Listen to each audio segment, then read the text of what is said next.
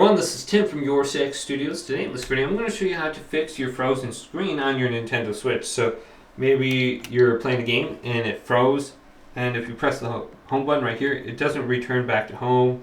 Nothing seems to work. Well, there's an easy way to possibly fix this. Just go to the power button right here and hold it down for like 10 seconds. So let's hold it down. 1, 2, 3, 4, 5, 6. So if you only hold it down for like 3 or 4 seconds, you're going to see power options. But if we continue to hold it down, so 1, 2, 3, 4, 5, 6, 7, 8, 9, about 10 seconds, my Nintendo Switch screen is going to automatically turn off. So now I can just press this button on the top to turn it back on. If it was frozen, this should go ahead and fix your issue relatively easy. Hopefully this video did indeed help you out. Did?